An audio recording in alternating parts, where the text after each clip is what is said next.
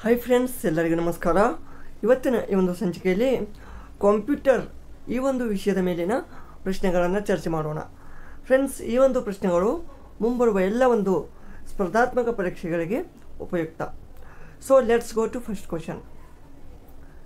ಕನ್ನಡ ಕೀಲಿಮಣಿಯನ್ನು ಸಿದ್ಧಪಡಿಸಿದ ಕೀರ್ತಿ ಯಾರಿಗೆ ಸಲ್ಲುತ್ತದೆ?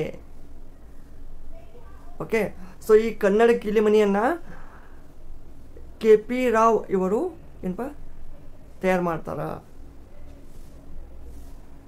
ನೆಕ್ಸ್ಟ್, ನುಡಿ 6.5 ಎಂಬುದು ಡ್ಯಾಶ್. ನುಡಿ ನಿಮಗೆ ಗೊತ್ತು, ನುಡಿ ಸಾಫ್ಟ್ವೇರ್ ಇದು ಬಹುಭಾಷಾ ಎಂಬುದು ಬಹುಭಾಷೆ ಇದೆ. ಇದು ಕೆಳಗಿನವುಗಳಲ್ಲಿ ಯಾವುದನ್ನು ಜಿಮೇಲ್ ಮೂಲಕ ಕಳುಹಿಸಲು ಸಾಧ್ಯವಿಲ್ಲ? ಈಗ ಜಿಮೇಲ್ ಅಂದರೆ ಏನು? ಗೂಗಲ್ ಮೇಲ್. ಈಗ ಮೇಲ್ ಮುಖಾಂತರ ಏನು ಕಳಿಸ್ತೀರಿ? ಟೆಕ್ಸ್ಟು, ಇಮೇಜು, ಮತ್ತು PDF ಅಥವಾ PPT ಅಥವಾ ಎಕ್ಸೆಲ್ ಫೈಲು, ಈ ರೀತಿ ವಿವಿಧ ಎಲ್ಲ ಒಂದು ಫೈಲ್ಗಳನ್ನು ಸೆಂಡ್ ಮಾಡ್ತೀರಿ. ಬಟ್ ಅದೇ ಫೋಲ್ಡರ್ಗಳನ್ನು ಸೆಂಡ್ ಮಾಡಲಿಕ್ಕೆ ಬರೋದಿಲ್ಲ.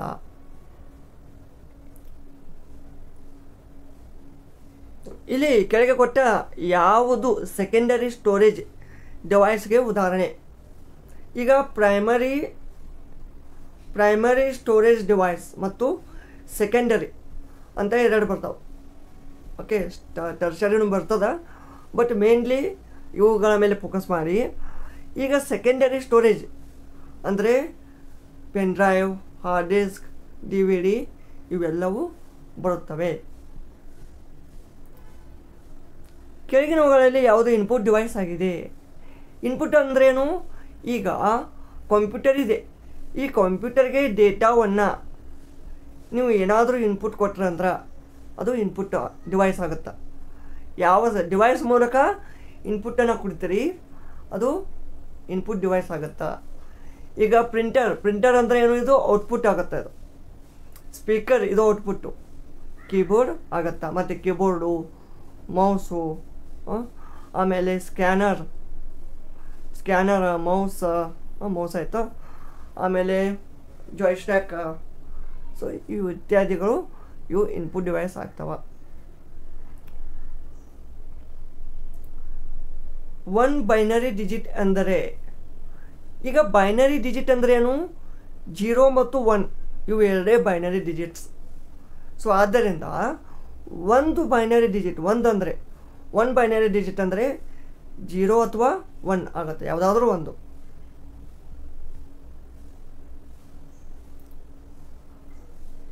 ಕಂಪ್ಯೂಟರ್ಗೆ ಸಂಬಂಧಿಸಿದಂತೆ ಲ್ಯಾನ್ ವಿಸ್ತೃತ ರೂಪ.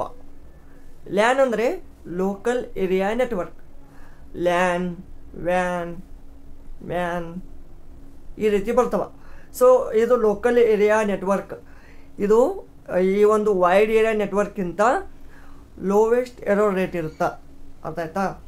ಸೊ ಆದ್ದರಿಂದ ಇದು ಲೋಕಲ್ ಏರಿಯಾ ನೆಟ್ವರ್ಕ್ ಏನಿರುತ್ತೆ, ಸ್ವಲ್ಪ ಆ್ಯಕ್ಯುರೇಸಿ ಹೆಚ್ಚಿರುತ್ತೆ.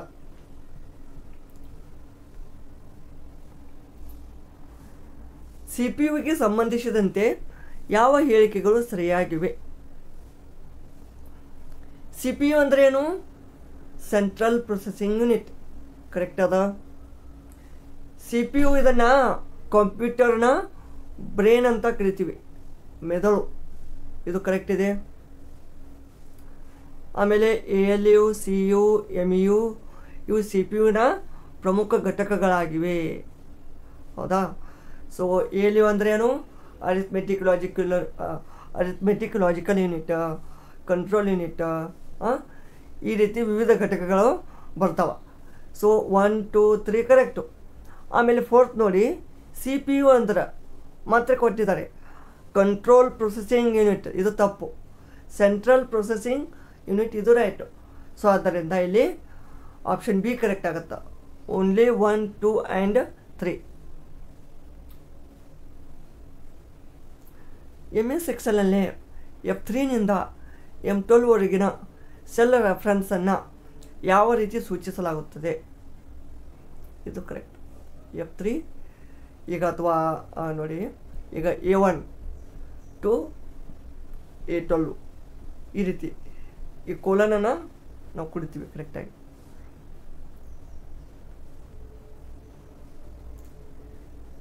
BCCಗೆ ಸಂಬಂಧಿಸಿದಂತೆ ಕೆಳಗಿನ ಯಾವ ಹೇಳಿಕೆ ಸರಿಯಾಗಿದೆ?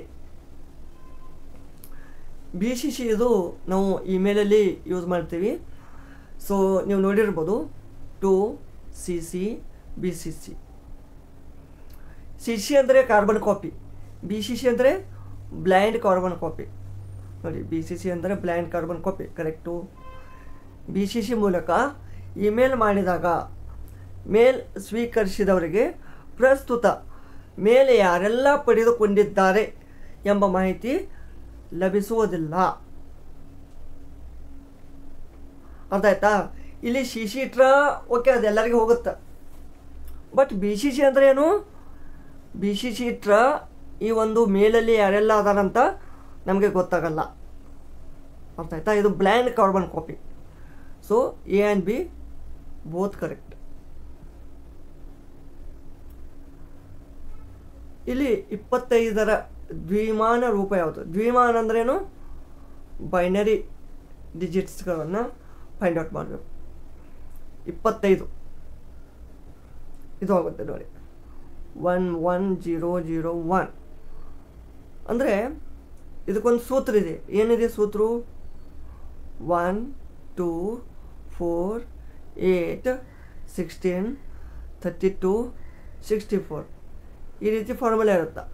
ಸೊ ಇಲ್ಲಿ ನೋಡಿ, ಈ 1 2 ಅಂದರೆ 0 ಆಯ್ತು, 4 0 8 16 16 8 ಪ್ಲಸ್ 1 8 ಆಯಿತು 25. So it is a correct. ನೋಡಿ 6.0ನಲ್ಲಿ ಕರ್ನಾಟಕ ಪದದ ಕೀಲಿ ಅನುಕ್ರಮ. ಕರ್ನಾಟಕ ಯಾವ ರೀತಿ ಬರೀತೀರಿ? ಈಗ ಈ ಕರ್ನಾಟಕ ಎಂಬ ಶಬ್ದ ಬರಬೇಕಂದ್ರೆ ನೀವು ಈ ರೀತಿ ಟೈಪ್ ಮಾಡಿದಾಗ ಕರ್ನಾಟಕ ಬರುತ್ತೆ.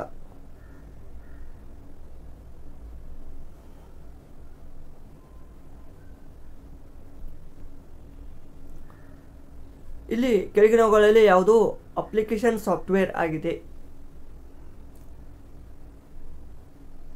ಫೋಟೋಶಾಪ್. Photoshop correct. ಇದು ಅಪ್ಲಿಕೇಶನ್ ಸಾಫ್ಟ್ವೇರ್. ಟಾಗಲ್ ಕೇಸ್ ಎಂಬುದು, ಟಾಗಲ್ ಕೇಸ್ ಅನ್ನೋದು ಇದು ಫಾಂಟ್ ಕೇಸ್. ಇಲ್ಲಿ ಕೆಳಗಿನವುಗಳಲ್ಲಿ ಯಾವುದು ಆ್ಯಂಟಿವೈರಸ್ ಆಗಿದೆ? ಆ್ಯಂಟಿವೈರಸ್ ಅಂದ್ರೆ ನೋಡಿ, ಮ್ಯಾಕೆಫೆ ಬರುತ್ತೆ, ಅವೆಕ್ಸ್ ಬರುತ್ತೆ, ಮತ್ತು ಕ್ವಿಕ್ ಹೀಲ್ ಬರುತ್ತೆ, ಕ್ವಿಕ್ ಹೀಲ್. ಸೊ ಆದ್ದರಿಂದ A and B right. MS power ಪಾಯಿಂಟ್ನಲ್ಲಿ F5 ಕೀ ಒತ್ತಿದಾಗ ಏನಾಗುತ್ತೆ? ಮೊದಲ ಸ್ಲೈಡ್ನಿಂದ ಈ ರೀತಿ ಸ್ಲೈಡ್ ಇರ್ತವೆ. ಈ ರೀತಿ ಸ್ಲೈಡ್ ಇದ್ದಾಗ ಅದು ಮೊದಲನೇ ಸ್ಲೈಡಿಂದ ಸ್ಲೈಡ್ ಶೋ ಆರಂಭವಾಗುತ್ತದೆ. ಕಂಪ್ಯೂಟರ್ಗೆ ಸಂಬಂಧಿಸಿದಂತೆ USB ಅಂದರೆ ಯೂನಿವರ್ಸಲ್ ಸೀರಿಯಲ್ ಬಸ್. ತಂತ್ರಜ್ಞಾನ ಕ್ಷೇತ್ರಕ್ಕೆ ಸಂಬಂಧಿಸಿದಂತೆ AI ನ ವಿಸ್ತೃತ ರೂಪ ಆರ್ಟಿಫಿಷಿಯಲ್ ಇಂಟೆಲಿಜೆನ್ಸ್. ಈ ಕೆಳಗಿನವುಗಳಲ್ಲಿ ಯಾವುದೇ ಇಮೇಲ್ನ ವಿಳಾಸದ ಭಾಗವಲ್ಲ?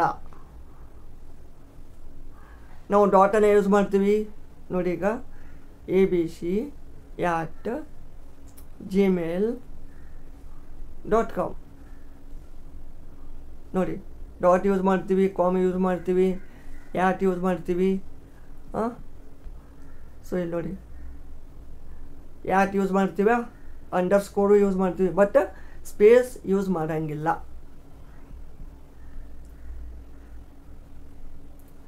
MS ಎಕ್ಸೆಲ್ ಸೆಲ್ನಲ್ಲಿ ಇವತ್ತಿನ ದಿನಾಂಕವನ್ನು ಮಾತ್ರ ನಮೂದಿಸಲು ಯಾವ ಫಂಕ್ಷನ್ ಬಳಸುತ್ತೀರಿ? Today of. ಇದು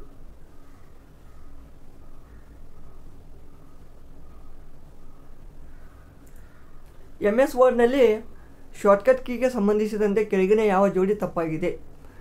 ಇದು ಕಂಟ್ರೋಲ್ ಪ್ಲಸ್ ಎಕ್ಸ್, ಇದು ಕಟ್ ಆಗುತ್ತಾ, ಇದು ಪೇಸ್ಟ್ ಆಗುತ್ತಾ, ಅಂಡೋ ಆಗುತ್ತಾ. ಇದು ಕಂಟ್ರೋಲ್ ಪ್ಲಸ್ ಪಿ, ಇದು ಪ್ರಿಂಟ್ ಆಗುತ್ತಾ, ಪೇಸ್ಟ್ ಆಗಲ್ಲ, ಇದು ಪ್ರಿಂಟ್. ಓಕೆ, ಕೆಳಗಿನ ಯಾವ ಹೇಳಿಕೆ ಸರಿಯಾಗಿದೆ? MS ಪವರ್ ಪಾಯಿಂಟನ್ನು ಪ್ರೆಸೆಂಟೇಷನ್ಗಾಗಿ ಬಳಸುವರು, ಇದು ಕರೆಕ್ಟ್ ಆಗುತ್ತೆ. MS ವರ್ಡನ್ನು ಪ್ರೆಸೆಂಟೇಷನ್ಗೆ ಬಳಸುವುದಿಲ್ಲ. MS ಎಕ್ಸೆಲನ್ನು ದಸ್ತಾವೇಜಿಗಾಗಿ ಬಳಸುವರು, ಇದು ತಪ್ಪು. ಸೊ ಬಿ ಮಾತ್ರ ಕರೆಕ್ಟು.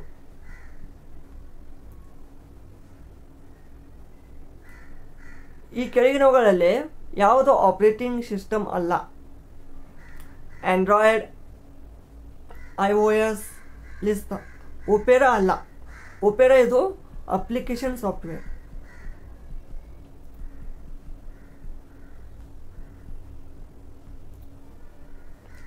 ಕೆಳಗಿನವುಗಳಲ್ಲಿ ಮಾಡ್ಯುಲೇಷನ್ ಮತ್ತು ಡಿಮಾಡ್ಯುಲೇಷನ್ ಕಾರ್ಯನಿರ್ವಹಿಸುತ್ತದೆ ಯಾವುದು? ಮೋಡೆಮ್. ಮೋಡೆಮ್ ಅಂದ್ರೆ ಮಾಡ್ಯುಲೇಷನ್ ಆ್ಯಂಡ್ ಡಿಮಾಡ್ಯುಲೇಷನ್. MS ವರ್ಡ್ನಲ್ಲಿ ಮ್ಯಾಕ್ರೋಸ್ನ ಕೆಲಸ ಪುನರಾವರ್ತಿತ ಕೆಲಸಗಳನ್ನು ಮಾಡಲು ಬಳಸುವ ಪ್ರೋಗ್ರಾಮ್. ಈ ಕೆಳಗಿನವುಗಳಲ್ಲಿ ಸಾಮಾನ್ಯವಾಗಿ ಯಾವುದರ ಸಂಗ್ರಹಣಾ ಸಾಮರ್ಥ್ಯ ಹೆಚ್ಚಾಗಿರುತ್ತದೆ? Hard disk. ಇದ್ರದ್ದು ಟಿಬಿಗಳಲ್ಲಿ ಇರ್ತದೆ.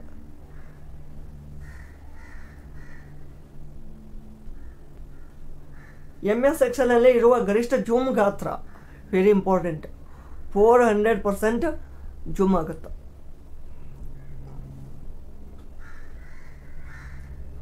ಕಂಪ್ಯೂಟರ್ನ ಪಿತಾಮಹ ಚಾರ್ಲ್ಸ್ ಬ್ಯಾಬೇಜ್. ಓಕೆ, ಸೊ ಇವಿಷ್ಟು ಮಹತ್ವದ ಕಂಪ್ಯೂಟರ್ ಮೇಲಿನ ಪ್ರಶ್ನೆಗಳಾಗಿದ್ದವು. ಮತ್ತೆ ಮುಂದಿನ ಒಂದು ಸೆಷನಲ್ಲಿ ಕಂಪ್ಯೂಟರ್, ಕನ್ನಡ, ಇಂಗ್ಲೀಷ್ ಈ ಒಂದು ವಿಷಯಗಳನ್ನು ಡಿಸ್ಕಸ್ ಮಾಡೋಣ. ಈ ಒಂದು ವಿಡಿಯೋ ಇಷ್ಟವಾದಲ್ಲಿ ಲೈಕ್ ಮಾಡಿ, ಕಾಮೆಂಟ್ ಮಾಡಿ ಮತ್ತು ಸಬ್ಸ್ಕ್ರೈಬ್ ಮಾಡಿ. ಧನ್ಯವಾದಗಳು.